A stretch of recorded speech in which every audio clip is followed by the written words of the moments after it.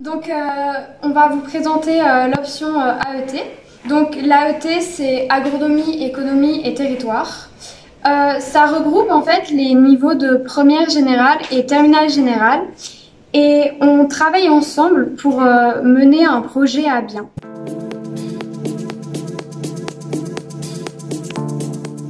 Alors, grâce à cette option, on réalise plusieurs projets. L'année dernière, notre projet, c'était une ferme aquaponique.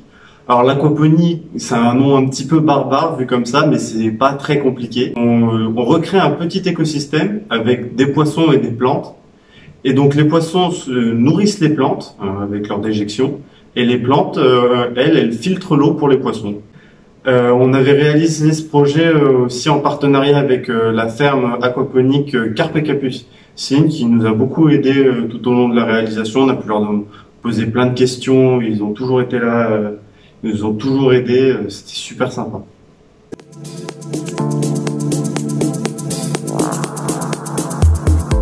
Alors cette année, le projet qu'on a choisi, c'est de travailler sur une zone humide. Donc pour ça, on a déjà fait beaucoup de recherches pour savoir ce que c'est une zone humide. Et on a la chance sur le lycée du Valentin d'avoir une zone humide.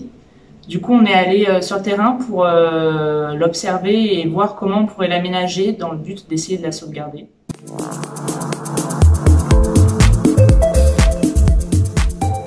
En AET, on est acteur de notre propre cours.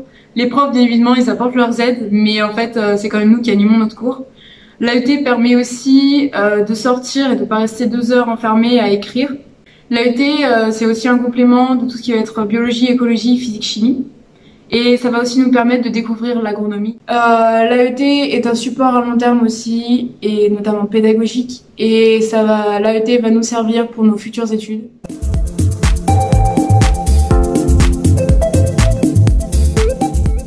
L'AET, ça donne des compétences qui sont valorisées sur Parcoursup. Parmi ces compétences, on peut travailler sur le travail de groupe.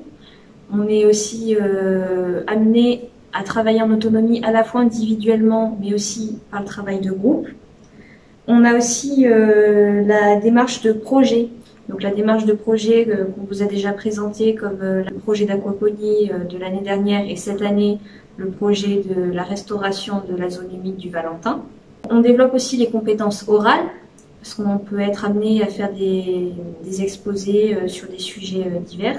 On développe aussi notre capacité à gérer des données par l'informatique. Donc par exemple, on peut utiliser des logiciels tels que Géoportail, Excel ou même parfois Audacity.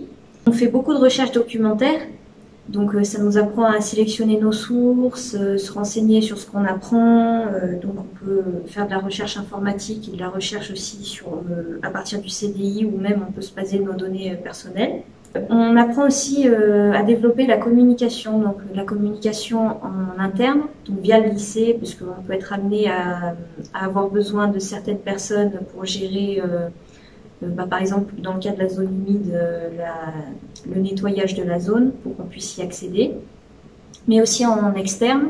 Donc, par exemple, pour l'aquaponie l'année dernière, on avait pu contacter des gens de la ferme Carpe Capucine qui nous ont permis de mener à bien notre projet. On peut aussi aborder des compétences en administration et en droit, parce que, mine de rien, mener un projet, ça demande parfois des sous, des réglementations à respecter, et c'est très valorisant.